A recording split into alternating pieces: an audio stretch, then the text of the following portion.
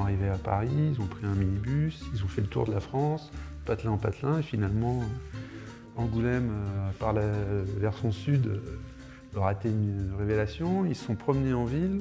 Bertrand Gérard, qui était le régisseur général, m'a dit « Ouh là là, ça lui plaît beaucoup, ça lui plaît beaucoup ». Voilà, et ça a démarré comme ça. Et très vite, il m'a dit « Non, mais il veut tout faire ici, il veut tout faire ici ». Il avait fait venir 3 voitures de golf bâchées, avec le petit volant chauffant pour ne pas avoir froid. Et ce qui était aussi rigolo, pour moi, qui voyait ça plutôt que par le prisme de l'hôtel, c'était de sortir et d'un seul coup de voir un quartier qui avait complètement changé. Dès que le décor était trouvé, bien sûr, on prévenait les locaux, on faisait en sorte que tout se passe bien quand la déco arrive et on faisait de la ville d'Angoulême un tout petit studio à échelle et puis on gérait tout ce qui était autour. C'était pas mal de boulot. Très vite, il a demandé « Mais il faut que je trouve de quoi faire les parties studio et tout ». Je l'ai amené ici. Il a tout de suite dit on va rester ici. Je prends la totalité des surfaces et il a pris les 14 000 m² de bâtiment. Quand on est arrivé sur les plateaux, ils nous ont dit il y a celui-ci, il y a celui-ci, il y a celui-ci, il y a celui-ci là-bas. Mais c'est fait des supermarchés de décors. Moi je crois que c'est ma plus grosse fierté, c'est ça aussi, c'est d'avoir travaillé avec des monstres de la décoration.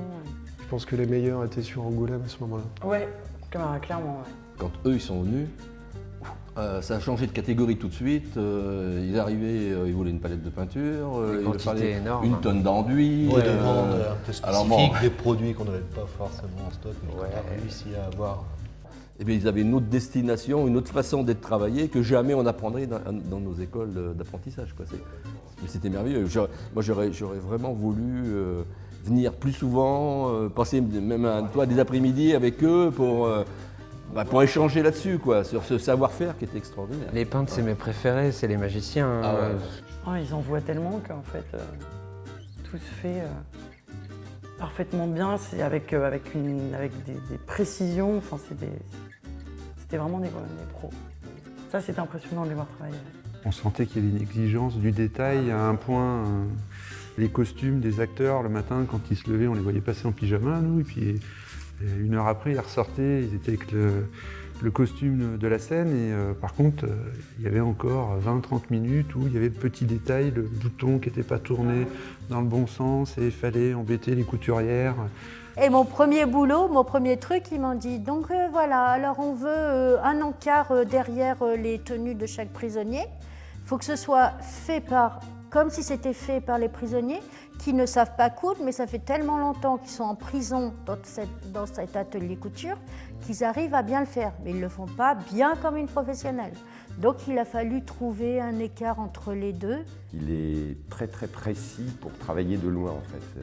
On a dessiné Angoulême, même si c'est le Angoulême vu par ouest, mais on reconnaît quand même beaucoup. On était plutôt dans un full anime, comme je disais tout à l'heure, une animation plus réaliste, on va dire. Mais après, on est devenu tout de suite, parce qu'il a demandé, on est devenu tout de suite à ce côté un peu marionnette, même si c'était dessiné.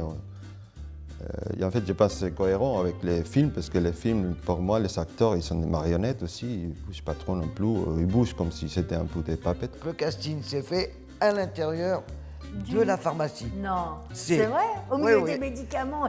Complètement. Elle m'a pris avec sa tablette. Ouais. Donc elle m'a posé des questions, elle disait je parlais. Elle m'a pris dans tous les sens, je marchais. Ça s'est passé à l'intérieur de la pharmacie. Vous me prenez tous pour une actrice. Mais vous êtes une actrice. Oui.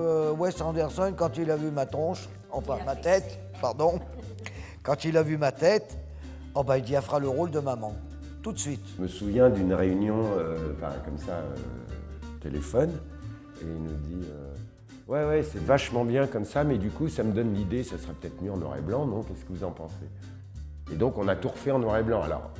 Et le truc aussi, c'est que beaucoup de cette séquence-là est tournée en noir et blanc.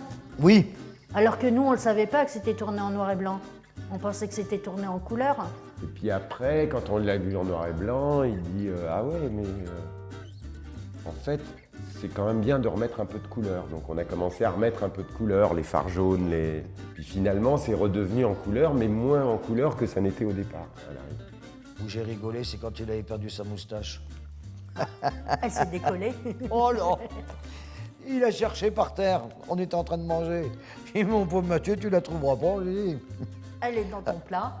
Puis Dans tu les l'as rognons. avalé, tu l'as mangé. Hein. Moi, je n'imaginais pas un jour pouvoir recevoir des gens mondialement connus. Bah, moi, en 44 ans de carrière, c'est arrivé, inimaginable. c'est arrivé une fois. Ouais, bon, c'est vrai qu'Hollywood à Angoulême, ouais. Est-ce qu'on va être à la hauteur, quoi?